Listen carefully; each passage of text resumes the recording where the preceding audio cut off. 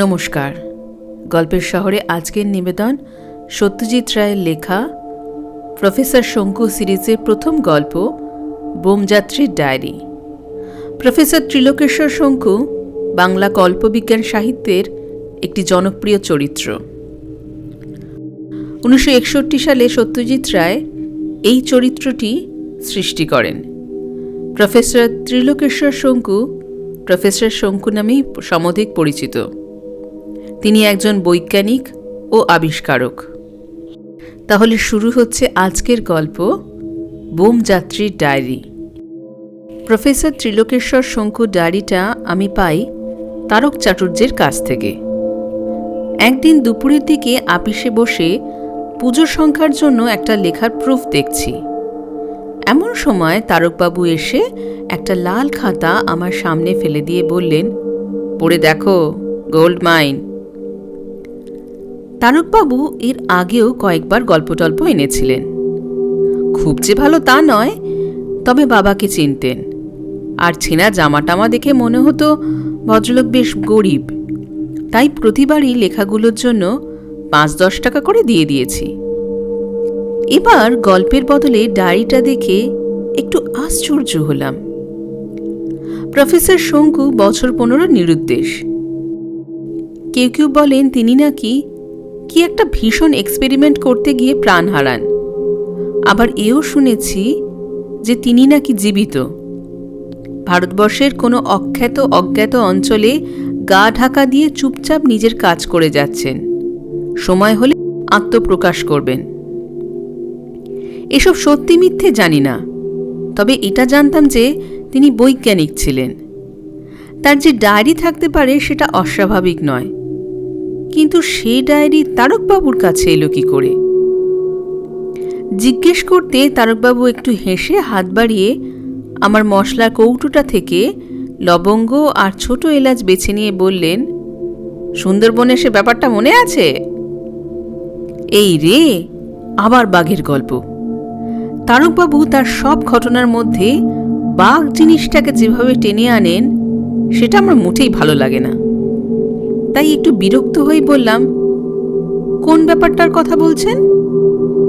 উল্কাপাত, ব্যাপারটা তো একটাই। ঠিক ঠিক, মনে পড়েছে, এটা সত্যি ঘটনা, কাগজে বেরিয়েছিল। বছরখানেক আগে এক উল্কাখণ্ড সুন্দরবনের মাথারিয়া অঞ্চলে এসে পড়েছিল। বেশ বড় পাথর, কলকাতার জাদুঘরে যেটা আছে তার প্রায় দ্বিগুণ।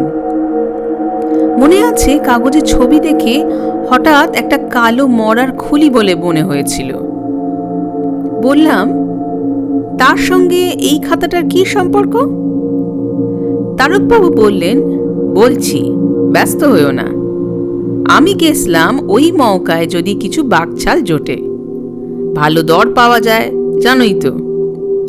আর ভাবলুম অত জন্তু জানোয়ার মলো, তার মধ্যে কি গুটি চারেক বাঘও পড়ে থাকবে না?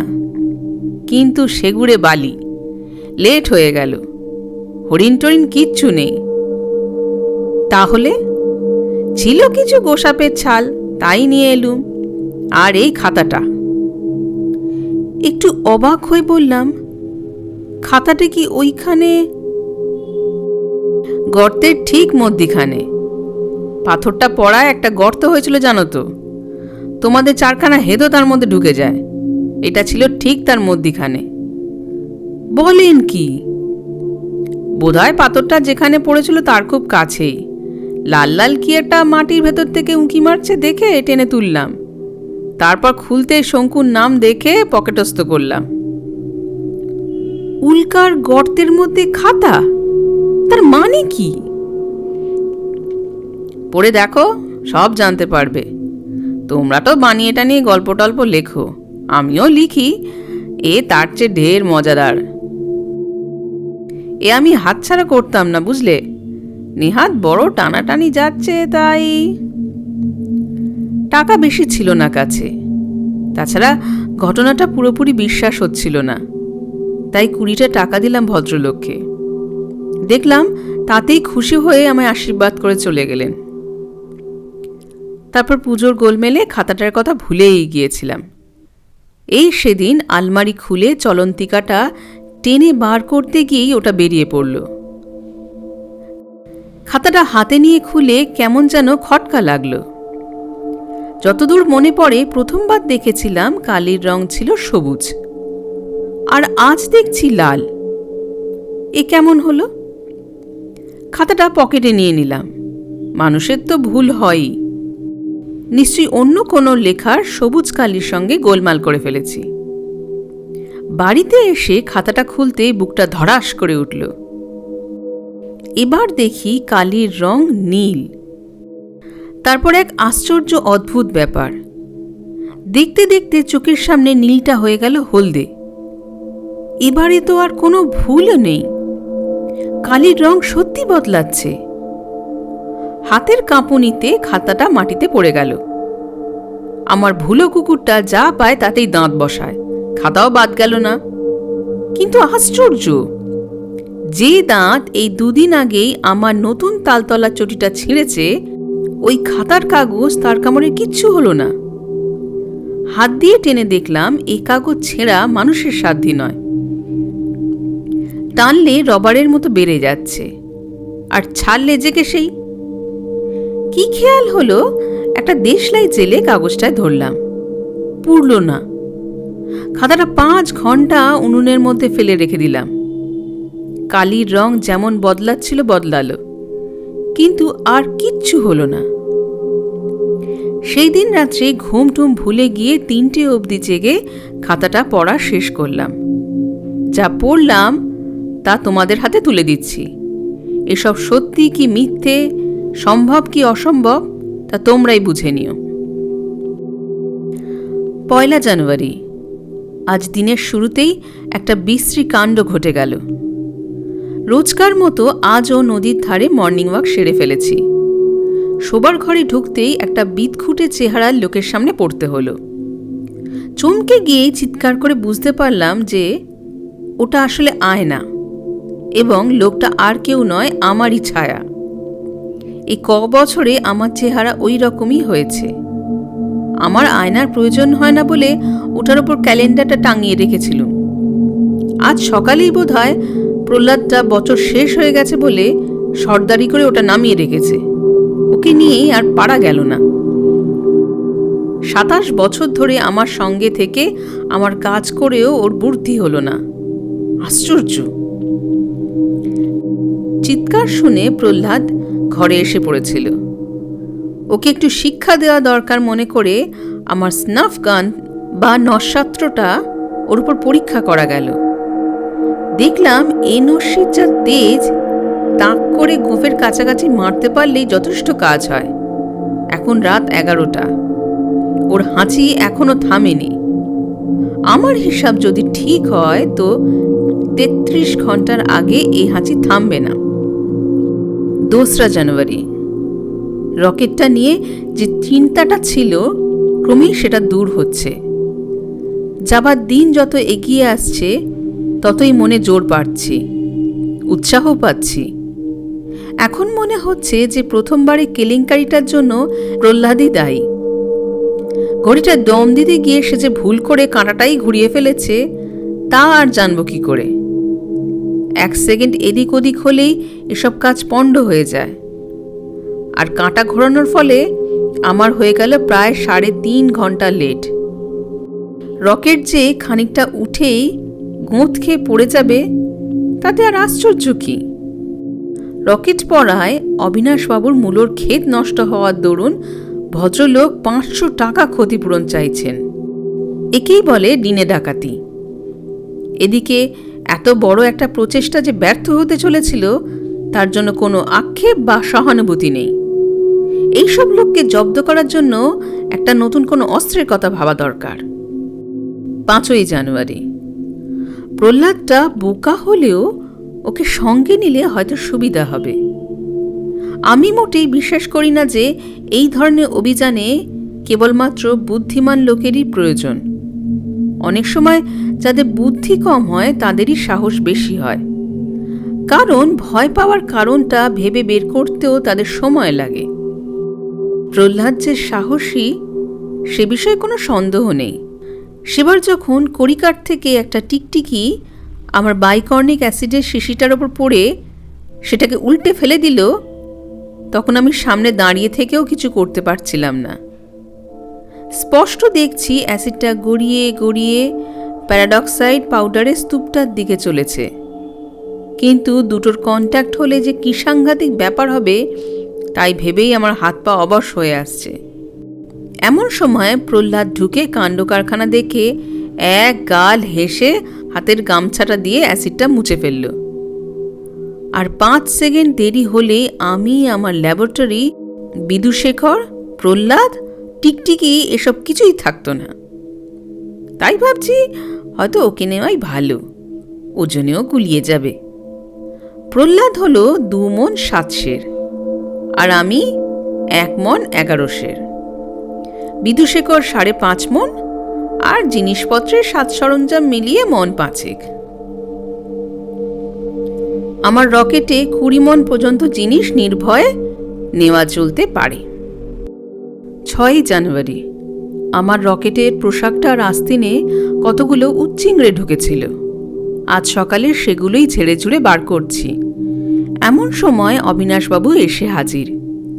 বললেন, কি মশাই, আপনি তো চাঁদপুর না মঙ্গলপুর কোথায় চললেন? আমার টাকাটার কি হলো? এই হলো অবিনাশবাবুর রসিকতার নমুনা। বিজ্ঞানের কথা উঠলেই ঠাট্টা আর ভাঁড়ামো। রকেটটা যখন প্রথম তৈরি করছি তখন একদিন এসে বললেন, আপনার ওই হাওয়াইটা এই কালী পুজোর দিনে ছাড়ুন না, ছেলেরা বেশ আমোদ পাবে। এক এক সময় মনে হয় যে পৃথিবীটা যে গোল এবং সেটা ঘুরতে ঘুরতে সূর্যকে প্রদক্ষিণ করছে, সেটাও বোধহয় অবিনাশবাবু বিশ্বাস করেন না। যাই হোক, আজ আমি তার ঠাট্টায় কান না দিয়ে বরং উল্টে তাকে খুব খাতির টাতির করে বসতে বললাম। তারপর প্রহ্লাদকে বললাম চা আনতে। আমি জানতাম যে অবিনাশবাবু চায় চিনির বদলে স্যাকারিন খান। আমি স্যাকারিনের বদলে ঠিক সেই রকম দেখতে একটি বড়ি তার চায়ে ফেলে দিলাম। এই বড়ি হলো আমার নতুন অস্ত্র। মহাভারতের জিম্বুনাস্তর থেকে এই আইডিয়াটা এসছিল।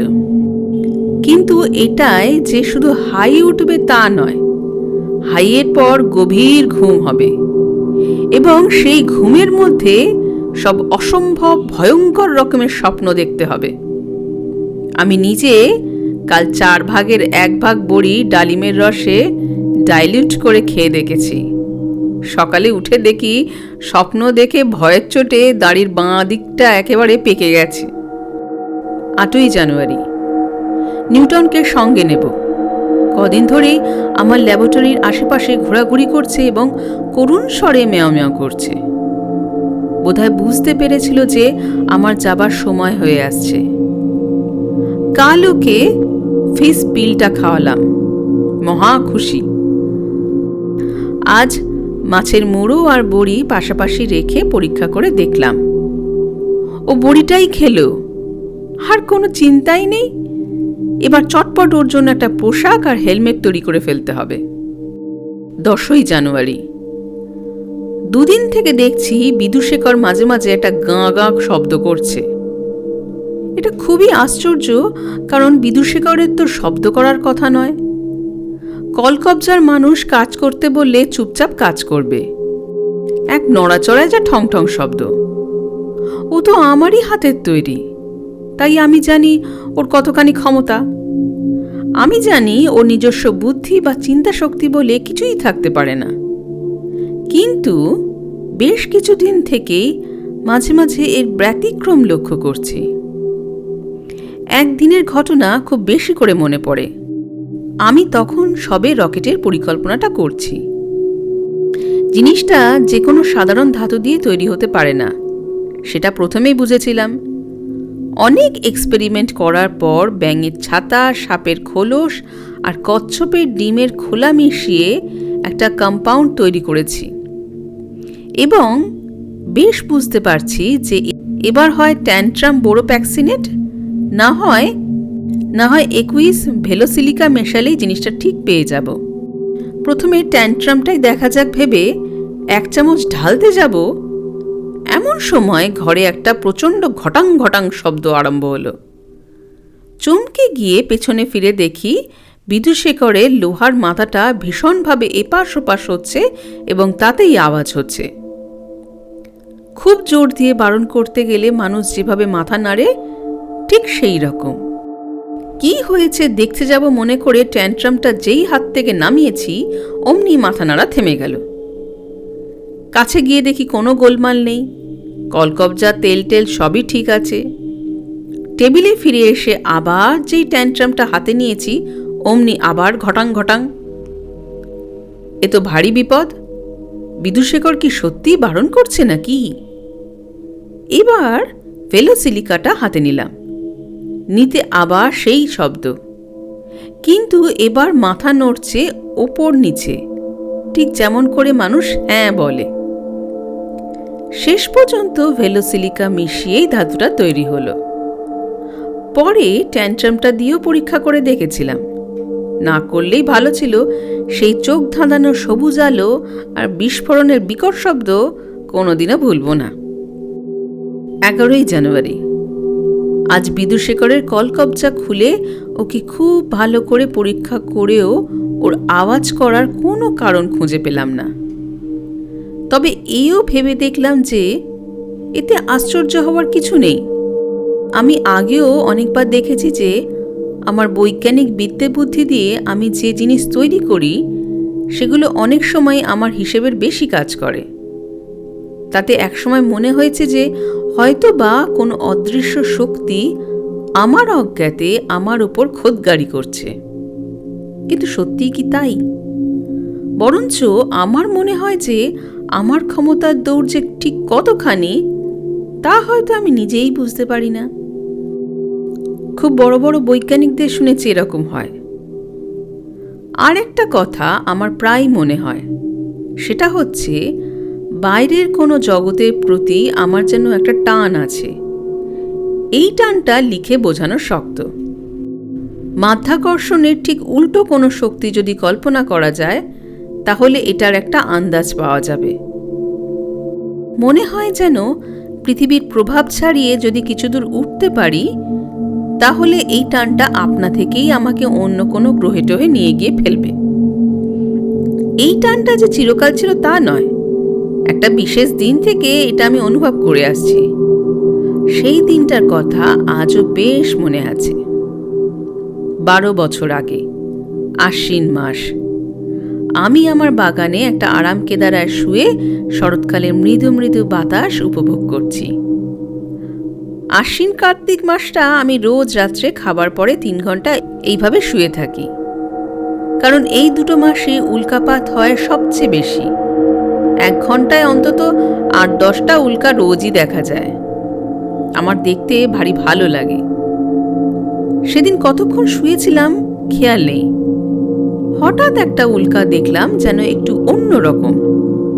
সেটা ক্রমশ বড় হচ্ছে এবং মনে হলো আমার দিকেই যেন আসছে। আমি এক দৃষ্টে চেয়ে রইলাম। উল্কাটা ক্রমে ক্রমে কাছে এসে আমার বাগানে পশ্চিম দিকের গোলঞ্চ গাছটার পাশে থেমে একটা প্রকাণ্ড জোনাকির মতো জ্বলতে লাগলো। সে কি আশ্চর্য দৃশ্য! আমি উল্কাটাকে ভালো করে দেখব বলে চেয়ার ছেড়ে উঠে যেতেই আমার ঘুমটা ভেঙে গেল। এটাকে স্বপ্ন বলে বিশ্বাস করতাম, কিন্তু দুটো কারণে খটকা রয়ে গেল। এক হলো ওই আকর্ষণ, যেটার বশে আমি তার পরদিন থেকেই ওই রকেটের বিষয়ে ভাবতে শুরু করি। আরেকটা হলো এই গোলঞ্চ গাছ। সেদিন থেকেই গাছটাতে গোলঞ্চর বদলে একটা নতুন রকমের ফুল হচ্ছে। এই রকম ফুল কেউ কোথাও দেখেছে কিনা জানি না। আঙুলের মতো 5টা করে ঝোলা ঝোলা পাপড়ি, দিনের বেলা কুচকুচে কালো, কিন্তু রাত হলেই ফসফরাসের মতো জ্বলতে থাকে। আর যখন হাওয়ায় দোলে তখন ঠিক মনে হয় যেন হাতছানি দিয়ে ডাকছে। 12ই জানুয়ারি। কাল ভোর 5টায় মঙ্গলযাত্রা। আজ প্রহ্লাদকে ল্যাবরেটরিতে ডেকে এনে ওর পোশাক আর হেলমেটটা পরিয়ে দেখলাম। ও তো হেসেই অস্থির। সত্যি কথা বলতে কি, আমারও ওর চেহারা ও হাবভাব থেকে হাসি পাচ্ছিল। এমন সময় একটা ঠং ঠং ঘং ঘং শব্দ শুনে দেখি বিদুশেখর তার লোহার চেয়ারটায় বসে দুলছে আর গলা দিয়ে একটা নতুন রকম শব্দ করছে। এই শব্দের মানে একটাই হতে পারে। বিদুশেখরও প্রহ্লাদকে দেখে হাসছিল। নিউটন হেলমেটটা পরানোর সময় একটু আপত্তি করেছিল, এখন দেখছি বেশ চুপচাপ আছে, আর মাঝে মাঝে জিভ বার করে হেলমেটের কাজটা চেটে চেটে দেখছে। 21শে জানুয়ারি। আমরা 7 দিন হলো পৃথিবী ছেড়েছি। এবার যাত্রায় কোনো বাধা পড়েনি। ঘড়ির কাঁটায় কাঁটায় রওনা হয়েছি। যাত্রী এবং মালপত্র নিয়ে ওজন হলো মন 32, শের 3 ছটাক। 5 বছরের মতো রসদ আছে সঙ্গে। নিউটনের একটা ফিশ পিল 7 দিনের খাওয়া হয়ে যায়। আমার আর প্রহ্লাদের জন্য বটফলের রস থেকে যে বড়িটা তৈরি করেছিলাম, বটিকা ইন্ডিকা, কেবলমাত্র সেইটাই নিয়েছি। বটিকা ইন্ডিকার একটা হোমিওপ্যাথিক বড়ি খেলেই পুরো 24 ঘন্টার জন্য খিদে তেষ্টা মিটে যায়। 1 মণ বড়ি আছে সঙ্গে। নিউটনের এত ছোট জায়গায় বেশিক্ষণ বন্ধ থেকে অভ্যেস নেই, তাই বোধহয় প্রথম কদিন একটু ছটফট করছিল। কাল থেকে দেখছি আমার টেবিলের ওপর বসে ঘন্টার পর ঘন্টা বাইরের দৃশ্য দেখছে। কুচকুচে কালো আকাশ, তার মধ্যে অগণিত জ্বলন্ত গ্রহ নক্ষত্র। নিউটন দেখে আর মাঝে মাঝে আস্তে লেজের ডগাটা নাড়ে। ওর কাছে বোধ হয় ওগুলো অসংখ্য বিড়ালের চোখের মতো মনে হয়। বিদুশেখরের কোনো কাজকর্ম নেই, চুপচাপ বসে থাকে। ওর মন বা অনুভূতি বলে যদি কিছু থেকেও থাকে, সেটা ওর গোল গোল বলের মতো নিষ্পলক কাঁচের চোখ দেখে বোঝাবার কিছু উপায় নেই। প্রহ্লাদ দেখছি বাইরের দৃশ্য সম্পর্কে কোনো কৌতূহলই নেই। ও বসে বসে কেবলমাত্র রামায়ণ পড়ে। ভাগ্যে বাংলাটা শিখেছিল আমার কাছে। 25শে জানুয়ারি। বিদুশেখরকে বাংলা শেখাচ্ছি। বেশ সময় লাগবে বলে মনে হচ্ছে, তবে চেষ্টা আছে। প্রহ্লাদ যে ওর উচ্চারণে ছিঁড়ি দেখে হাসে, সেটা ও মোটেই পছন্দ করে না। 2-1বার দেখেছি ও মুখ দিয়ে গঁ গঁ আওয়াজ করছে আর পা দুটো ঠং ঠং করে মাটিতে ঠুকছে। ওর লোহার হাতের একটা বাড়ি খেলে যে কি দশা হবে, সেটা কি প্রহ্লাদ বোঝে না? আজ বিদুশেখরকে পরীক্ষা করবার জন্য জিজ্ঞাসা করলাম, কেমন লাগছে? ও প্রশ্নটা শুনে 2-3 সেকেন্ড চুপ করে থেকে হঠাৎ দুলতে আরম্ভ করলো। কিছুক্ষণ সামনে পিছনে দুলে তারপর হাত দুটোকে পরস্পরের কাছে এনে ঠং ঠং করে তালির মতো করে বাজালো। 2 পায়ে খানিকটা সোজা হয়ে উঠে ঘাটটাকে চিৎ করে বলল, গাগো। ও যে আসলে বলতে চাচ্ছিল ভালো, সে বিষয়ে আমার কোনো সন্দেহ নেই। আজ মঙ্গল গ্রহটাকে একটা বাতাবি লেবুর মতো দেখাচ্ছে। আমার হিসেব অনুযায়ী আর 1 মাস পরে ওখানে পৌঁছাবো। এই মাস নির্বিঘ্নে কেটেছে। প্রহ্লাদ রামায়ণ শেষ করে মহাভারত ধরেছে।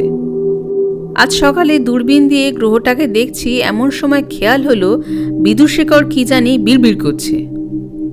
প্রথমে মন দিইনি, তারপর লক্ষ্য করলাম যে বেশ লম্বা একটা কথা বারবার বলছে। প্রতিবার একই কথা। আমি সেটা খাতায় নোট করে নিলাম এবং এই রকম দাঁড়ালো, ঘঙ্গ ঘ্যাং কুঙ্ক ঘঙ্গা আঙ্গা কেং কঙ্ক ঘঙ্গা। লেখাটা পড়ে এবং ওর কথা শুনতে শুনতে হঠাৎ বুঝতে পারলাম ও কি বলেছে। কিছুদিন আগে দ্বিজু রায়ের একটা গান গুনগুন করে গাইছিলাম। এটা তারই প্রথম লাইন, ধনধান্যে পুষ্পে ভরা আমাদের এই বসুন্ধরা। বিদুশেখরের উচ্চারণের প্রশংসা করতে না পারলেও ওর স্মরণশক্তি দেখে অবাক হয়ে গেলাম। জানলা দিয়ে এখন মঙ্গল গ্রহ ছাড়া আর কিছুই দেখা যায় না। আস্তে আস্তে গ্রহের গায়ের রেখা স্পষ্ট হয়ে আসছে। কাল এই সময় ল্যান্ড করব। অবিনাশবাবুর ঠাট্টার কথা মনে পড়লে হাসি পায়। আমাদের যে সমস্ত জিনিস সঙ্গে নিয়ে নামতে হবে, সেগুলো গুছিয়ে রেখেছি। ক্যামেরা, দূরবীন, অস্ত্রশস্ত্র, ফার্স্ট এড বক্স সবই নিতে হবে। মঙ্গল গ্রহে যে প্রাণী আছে সে বিষয়ে আমার সন্দেহ নেই, তবে তারা যে কী রকম, ছোট কি বড়, হিংস্র না অহিংস্র তা জানি না। একেবারে মানুষের মতো কিছু হবে সেটাও অসম্ভব বলে মনে হয়। যদি বিদঘুটে কোনো প্রাণী হয় তাহলে প্রথমটা ভয়ের কারণ হতে পারে, কিন্তু এটা মনে রাখা দরকার যে আমরা তাদের কখনো দেখিনি, তারাও কখনো মানুষ দেখেনি। প্রহ্লাদকে দেখলাম, তার ভয় ভাবনা নেই, সে দিব্যি নিশ্চিন্ত আছে। তার বিশ্বাস গ্রহের নাম যখন মঙ্গল তখন সেখানে কোনো অনিষ্টই হতে পারে না। আমিও সরল বিশ্বাসে। তখন ডায়েরি লিখতে লিখতে একটা কাণ্ড হয়ে গেল। বিদুশেখরকে কদিন থেকে একটু চুপচাপ দেখছিলাম, কেন তা ঠিক বুঝতে পারছিলাম না। এখনো প্রশ্ন করলে ঠিক উত্তর দিতে পারে না, কেবল কোনো একটা কথা বললে সেটা শুনে নকল করার চেষ্টা করে। আজ চুপচাপ বসে থাকতে থাকতে হঠাৎ কি যে হলো, এক লাফে যন্ত্রপাতির বোর্ডটার কাছে উঠে গিয়ে যে হ্যান্ডেলটা টানলে রকেটটা উল্টো দিকে যায় সেইটা ধরে প্রচণ্ড টান। আমরা তো ঝাঁকুনির চোটে সব কেবিনের মেঝেয় গড়াগড়ি। কোনো মতে উঠে গিয়ে বিদুশেখরের কাঁধের বোতামটা টিপতেই ও বিকল হয়ে হাত পা মুড়ে পড়ে গেল। তারপর হ্যান্ডেল ঘুরিয়ে মোড় ফিরিয়ে আবার মঙ্গলের দিকে যাত্রা। বিদুশেখরের এরকম পাগলামির কারণ কি? ওকে আপাতত অকেজো করেই রেখে দেব, ল্যান্ড করবার পর আবার বোতাম টিপে চালু করব। আমার বিশ্বাস ওর মনের ওপর চাপ পড়ছিল বেশি, বড্ড বেশি কথা বলা হয়েছে ওর সঙ্গে, তাই বোধহয় মাথাটা বিগড়ে গিয়েছিল। আর 5 ঘন্টা আছে আমাদের ল্যান্ড করতে। গ্রহের গায়ে যে নীল জায়গাগুলো প্রথমে জল বলে মনে হয়েছিল সেটা এখন অন্য কিছু বলে মনে হচ্ছে। সরু সরু লাল সুতাগুলো যে কি এখনো বুঝতে পারছি না। আমরা 2 ঘন্টা হলো মঙ্গল গ্রহে নেমেছি। একটা হলদে রঙের নরম পাথরের ঢিপির ওপরে বসে আমি ডায়েরি লিখছি। এখানে গাছপালা, মাটি, পাথর সবই কেমন জানি নরম রাবারের মতো। সামনে হাত বিশেক দূরে একটা লাল নদী বয়ে যাচ্ছে। সেটাকে প্রথমে নদী বলে বুঝিনি, কারণ জলটা দেখলে ঠিক মনে হয় যেন স্বচ্ছ পেয়ারার জেলি। এখানে সব নদী বোধহয় লাল, এবং সেগুলোকেই আকাশ থেকে লাল সুতোর মতো দেখায়। যেটাকে রকেট থেকে জল বলে মনে হচ্ছিল সেটা আসলে ঘাস আর গাছপালা, সবই সবুজের বদলে নীল। আকাশের রং কিন্তু সবুজ, তাই সব কিরকম উল্টো মনে হয়। এখনো পর্যন্ত কোনো প্রাণী চোখে পড়েনি। আমার হিসেব কি তাহলে ভুল হলো নাকি?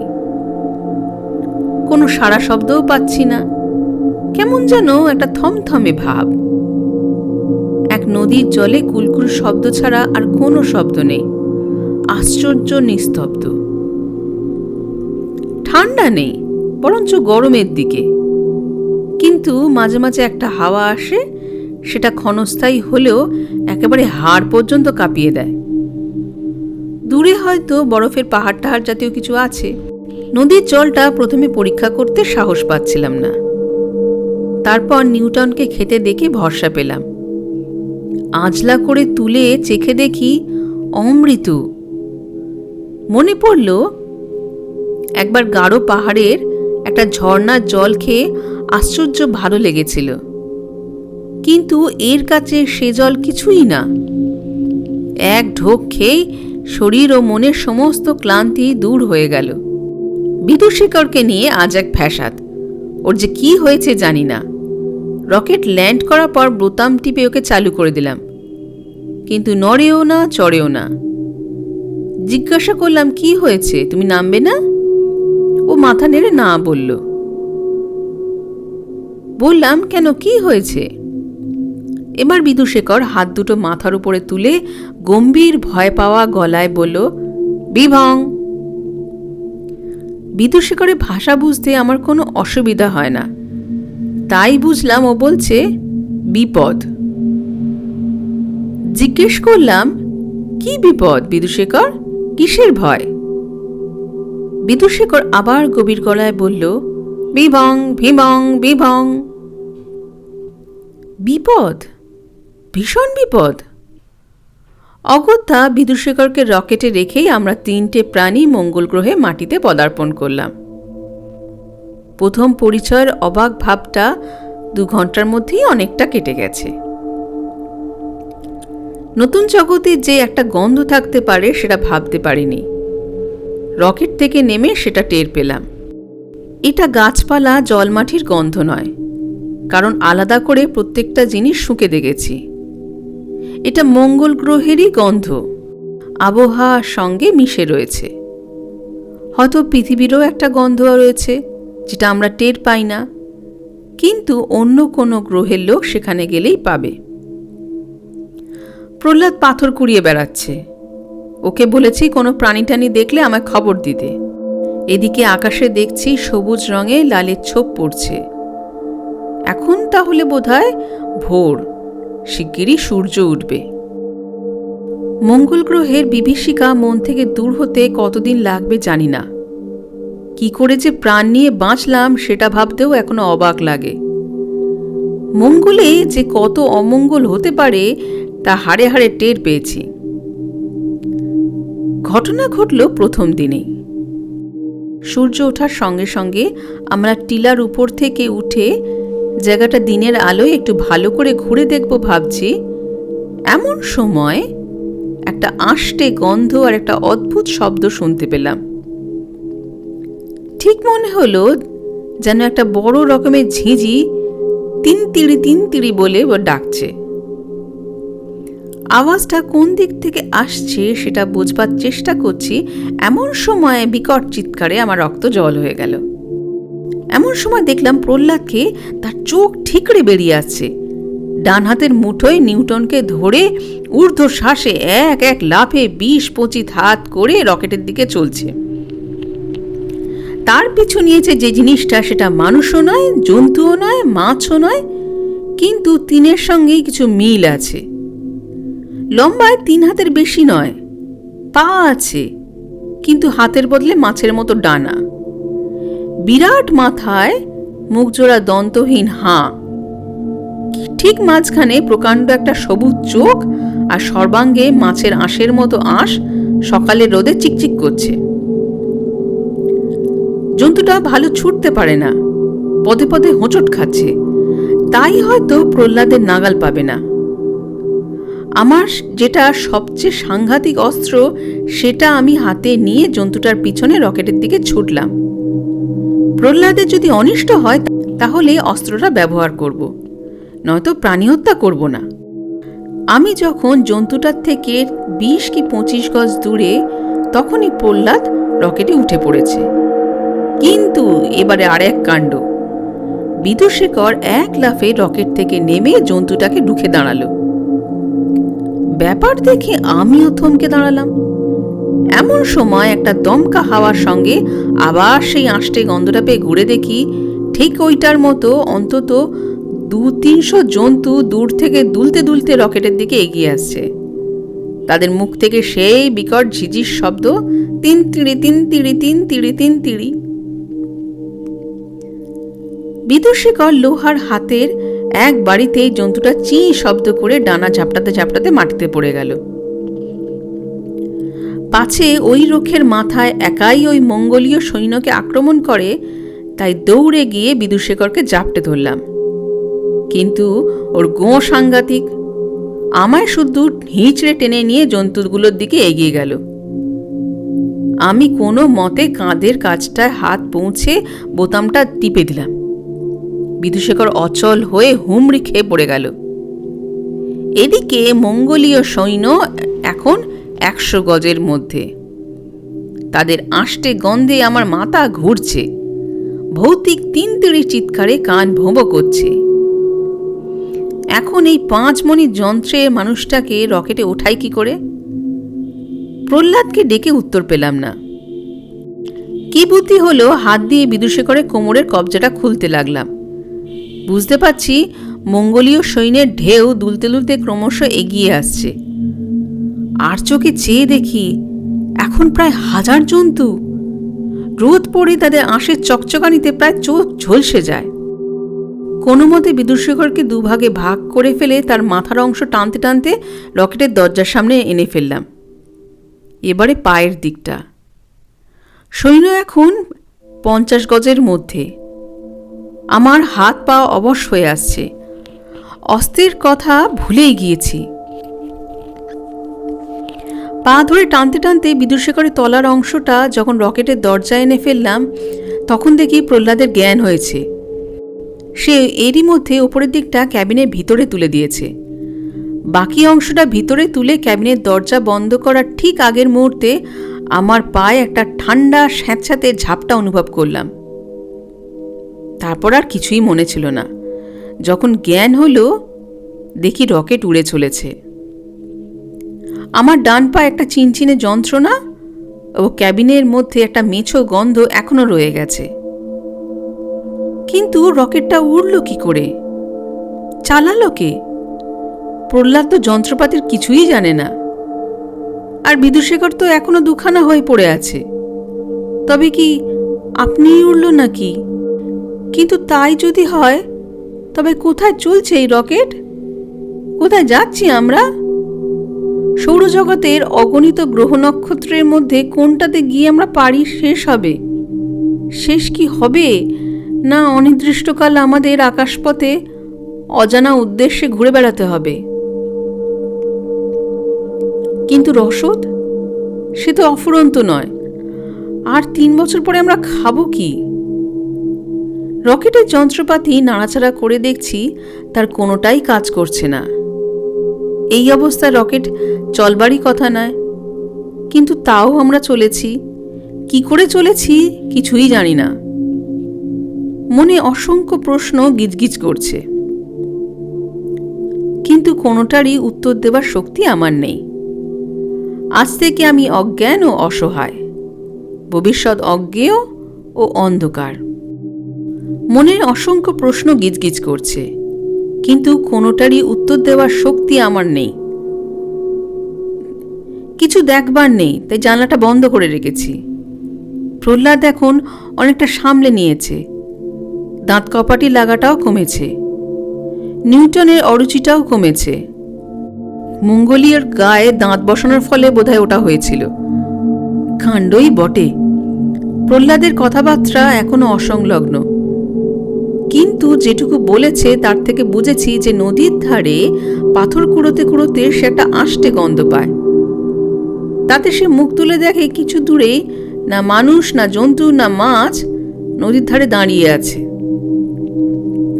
আর নিউটন লেজ খাড়া করে চোখ বড় বড় করে গুটি গুটি সেটার দিকে এগোচ্ছে। প্রহ্লাদ কিছু করার আগেই নিউটন নাকি এক লাফে জন্তুটার কাছে গিয়ে তার হাঁটুতে কামড় দেয়। তাতে সেটা ঝিঁঝির মতো এক বিকট চিৎকার করে পালিয়ে যায়। কিন্তু তার পর মুহূর্তেই নাকি ঠিক ওই রকম আরেকটা জন্তু কোথা থেকে এসে প্রহ্লাদকে তাড়া দেয়। তার পরের ঘটনা অবশ্যই আমার নিজের চোখেই দেখা। বিদুশেখর আশ্চর্য সাহসের পরিচয় দিয়েছিল, তাই খুশি হয়ে এই কদিন আমি ওকে বিশ্রাম দিয়েছি। আজ সকালে প্রহ্লাদ ও আমি ওকে জোড়া দিয়ে ওর কাঁধের বোতাম টিপে দিতেই ও স্পষ্ট উচ্চারণে বলল, থ্যাংক ইউ। তারপর থেকেই আমার সঙ্গে বেশ পরিষ্কারভাবে মানুষের মতো কথা বলছে, কিন্তু কেন জানি না চলতি ভাষা না বলে শুদ্ধ ভাষা ব্যবহার করছে। বোধহয় এতদিন প্রহ্লাদের মুখে রামায়ণ মহাভারত শোনার ফল। আজ আর সময়ের হিসাব নেই। সন তারিখ সব গুলিয়ে গেছে। রসদ আর কয়েক দিনের মতো আছে। শরীর মন অবসন্ন। প্রহ্লাদ আর নিউটন নির্জীবের মতো পড়ে আছে। কেবল বিদুশেখরের কোনো গ্লানি নেই। ও বিড়বিড় করে সেই কবে প্রহ্লাদের মুখে শোনা ঘটোৎকচ বধের অংশটা আবৃত্তি করে যাচ্ছে। আজও সেই ঝিমধরা ভাবটা নিয়ে বসেছিলাম। এমন সময় বিদুশেখর হঠাৎ তার আবৃত্তি থামিয়ে বলে উঠল, বাহবা বাহবা বাহবা। আমি বললাম, কি হলো বিদুশেখর, এত ফুর্তি কিসের? বিদুশেখর বলল, গবাক্ষ উদ্ঘাটন করহ। এর আগে বিদুশেখরের কথা না শুনে ঠকেছি, তাই হাত বাড়িয়ে জানলাটা খুলে দিলাম। খুলতেই চোখ ঝলসানো দৃশ্য আমায় কিছুক্ষণের জন্য অন্ধ করে দিল। যখন দৃষ্টি ফিরে পেলাম, দেখি আমরা এক অদ্ভুত অবিশ্বাস্য জগতের মধ্যে উড়ে চলেছি। যতদূর চোখ যায় আকাশময় কেবল বুদবুদ ফুটছে আর ফাটছে, ফুটছে আর ফাটছে। এই নেই এই আছে, এই নেই এই আছে। অগুন্তি সোনার বল আপনা থেকেই বড় হতে হতে ফেটে সোনার ফোয়ারা ছড়িয়ে মিলিয়ে যাচ্ছে। আমি যে অবাক হব তাতে আশ্চর্য কি? কিন্তু প্রহ্লাদ, যে প্রহ্লাদ, সেও এই দৃশ্য দেখে মুগ্ধ না হয়ে পারেনি। আর নিউটন, সে ক্রমাগত ঝাঁপিয়ে পড়ে জানলার কাঁচটা খামচাচ্ছে, পারলে যেন কাঁচ ভেদ করে বাইরে চলে যায়। সেদিন থেকে আর জানলা বন্ধ করিনি, কারণ কখন যে বিচিত্র জগতের মধ্যে এসে পড়েছি তা ঠিক নেই। খিদে তৃষ্ণা ভুলে গেছি, ক্ষণে ক্ষণে দৃশ্য পরিবর্তন হচ্ছে। এখন দেখছি সারা আকাশময় সাপের মতো কিলবিলের সব আলো এদিক ওদিক ছুটে বেড়াচ্ছে। এক একটা জানলার খুব কাছে এসে পড়ে, আর কেবিনের ভেতরটা আলো হয়ে ওঠে। এ যেন সৌরজগতের কোনো বাদশাহের উৎসবে আতশবাজির খেলা। আজকের অভিজ্ঞতা এক বিদুশেখর ছাড়া আমাদের সকলের ঘাম ছুটিয়ে দিয়েছিল। আকাশ ভর্তি বিশাল বিশাল গোলাকৃতি এবড়ো খেবড়ো পাথরের চাই, তাদের গায়ের সব গহ্বরে ভিতর থেকে অগ্নুদ্গার হচ্ছে। আমরা সেই পাথরের ফাঁক দিয়ে কলিশন বাঁচিয়ে বিদ্যুৎ বেগে ছুটে চলেছি। প্রহ্লাদ ক্রমাগত ইষ্ট নাম জপ করছে। নিউটন টেবিলের তলায় ঢুকে থরথর করে কাঁপছে।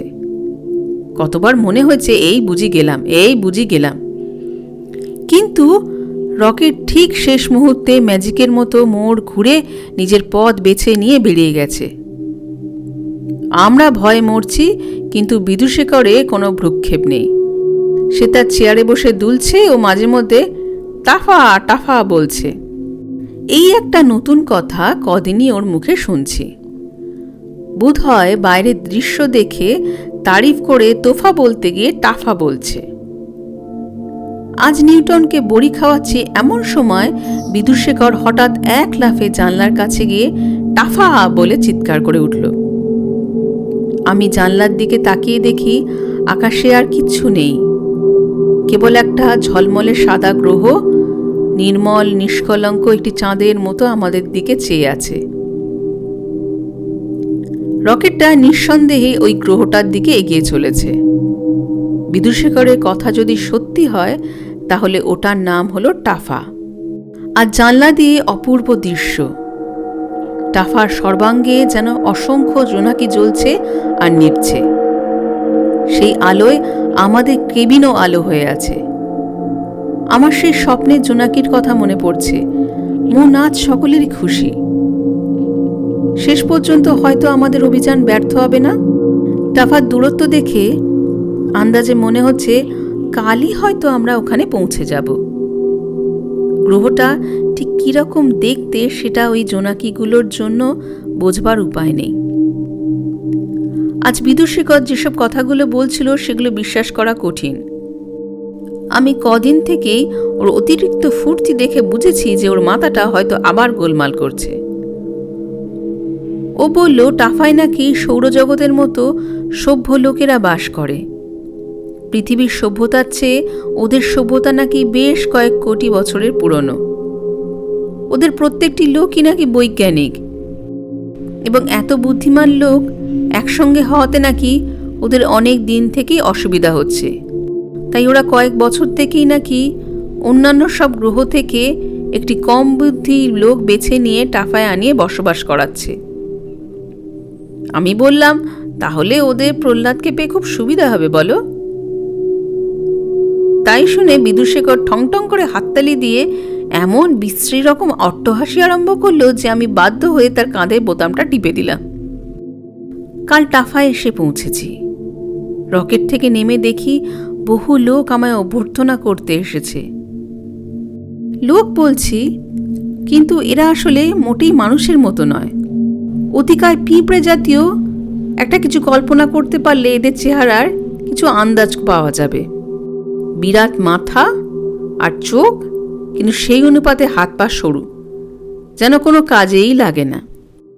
এদের সম্বন্ধে বিদুশেখর যা বলেছিল তা যে একদম ভুল সে বিষয়ে কোনো সন্দেহ নেই। আমার বিশ্বাস ব্যাপারটা আসলে ঠিক তার উল্টো। এরা মানুষের অবস্থা থেকে অনেক পিছিয়ে আছে। সেই অবস্থায় পৌঁছাতে ঢের সময় লাগবে। টাফার অবস্থা যে পৃথিবীর তুলনায় কত আদিম তা এতেই বেশ বোঝা যায় যে এদের ঘরবাড়ি বলে কিছু নেই, এমনকি গাছপালাও নেই। এরা গর্ত দিয়ে মাটির ভেতরে ঢুকে যায় এবং সেখানেই বাস করে। অবশ্যই আমাকে এরা ঠিক আমাদের দেশের বাড়ির মতো একটা বাড়ি বানিয়ে দিয়েছে। কেবল ল্যাবরেটরিটাই নেই, আর সবই যেমন ছিল ঠিক তেমনি। প্রহ্লাদ ও নিউটন দিব্যি আছে। নতুন গ্রহে এসে নতুন পরিবেশে যে বাস করছে শেষ বোধটাই যেন নেই। বিদুশেখরকেই কেবল দেখতে পাচ্ছি না, কাল থেকেই উধাও। টাফার সম্পর্কে এতগুলো মিথ্যা কথা বলায় হয়তো আর মুখ দেখানোর সাহস নেই। আজ থেকে ডায়েরি লেখা বন্ধ করব, কারণ এখানে উল্লেখযোগ্য ঘটনা ঘটার সম্ভাবনাও দেখছি না। খাতাটা পৃথিবীতে ফেরত পাঠানোর কোনো উপায় নেই, এটাও খুব আক্ষেপের বিষয়। এত মূল্যবান তথ্য রয়েছে এতে। এখানকার মূর্খরা তো মর্ম কিছুই বুঝবে না, আর এদিকে আমাকেও ফিরে যেতে দেবে না। ফিরে যাওয়ার যে খুব একটা প্রয়োজন বোধ করছি তাও নয়, কারণ এরা সত্যি আমায় খুব যত্নে রেখেছে। বোধহয় ভাবছে যে আমার থেকে অনেক কিছু আদায় করে নেবে। এরা বাংলাটা জানলো কি করে জানি না, তবে তাতে একটা সুবিধা হয়েছে যে ধমক টমক দিলে বোঝে। সেদিন একটা পিঁপড়েকে ডেকে বললাম, কই হে, তোমাদের বৈজ্ঞানিকরা সব কোথায়? তাদের সঙ্গে একটু কথা টথা বলতে দাও, তোমরা যে ভয়ানক পিছিয়ে আছো। তাতে লোকটা বলল, ওসব বিজ্ঞান টিজ্ঞান দিয়ে আর কি হবে, যেমন আছেন তেমন থাকুন না। আমরা মাঝে মাঝে আপনার কাছে আসবো, আপনার সহজ সরল কথাবার্তা শুনতে আমাদের ভারী ভালো লাগে। আহা, যত সব ন্যাকামো। আমি রেগে গিয়ে নস্যির বন্দুকটা নিয়ে লোকটার ঠিক নাকের ফুটে তাক মারলুম, কিন্তু তাতে ওর কিছু হলো না। হবে কি করে, এরা যে এখনো হাঁচতেই শেখেনি। হয়তো অনেকেই জানতে চাইবে প্রফেসর শঙ্কুর ডায়েরিটা কোথায় এবং এমন আশ্চর্য জিনিসটাকে দেখবার কোনো উপায় আছে কিনা। আমার নিজের ইচ্ছা ছিল যে ডায়েরিটা ছাপানোর পর ওর কাগজ ও কালির কোনো বৈজ্ঞানিককে দিয়ে পরীক্ষা করিয়ে নিয়ে তারপর ওটা জাদুঘরে দিয়ে দেব। সেখানে থাকলে অবশ্যই সকলের পক্ষেই দেখা সম্ভব, কিন্তু তা হওয়ার জো নেই। না থাকার কারণটা আশ্চর্য। লেখা কপি করে প্রেসে দেওয়ার পর সেই দিনই বাড়ি এসে শোবার ঘরের তাক থেকে ডায়েরিটা নামাতে গিয়ে দেখি জায়গাটা ফাঁকা। তারপর একটা অদ্ভুত ব্যাপার দেখলাম। ডায়েরির পাতায় কিছু গুঁড়ো আর লাল মলারটার ছোট্ট একটা অংশ তাকের উপর রয়েছে এবং তার উপর ক্ষিপ্র পদে ঘোরাফেরা করছে প্রায় 100 খানেক বুভুক্ষু ডিও পিঁপড়ে। এরা পুরো খাতাটাকেই খেয়ে শেষ করেছে এবং ওই সামান্য বাকি অংশটুকু আমার চোখের সামনেই উদরস্বাদ করে ফেলল। আমি কেবল হাঁ করেই চেয়ে রইলাম। যে জিনিসটাকে অক্ষয় অবিনশ্বর বলে মনে হয়েছিল সেটা যে হঠাৎ পিঁপড়ের খাদ্যে পরিণত হলো কি করে, সেটা আমি এখনো ভেবে ঠাউর করতে পারিনি। তোমরা এর মানে কিছু বুঝতে পারছো কি? এই ছিল আজকের গল্প, সত্যজিৎ রায়ের লেখা প্রফেসর শঙ্কুর বোমযাত্রীর ডায়েরি, একটি কাল্পনিক বৈজ্ঞানিক গল্প। যারা কল্পবিজ্ঞান ভালোবাসেন আশা করি তাদের ভালো লাগবে। আজকের গল্প এটুকুই থাক। চ্যানেলটি ভালো লাগলে সাবস্ক্রাইব করতে কিন্তু ভুলবেন না, আর পাশে থাকা বেল আইকনটি প্রেস করে দেবেন যাতে নতুন গল্প আপলোড হলে আপনারা তার নোটিফিকেশন পেয়ে যান। আসবো নতুন কোনো গল্প নিয়ে। ততদিন সকলেই ভালো থাকবেন। নমস্কার, ধন্যবাদ।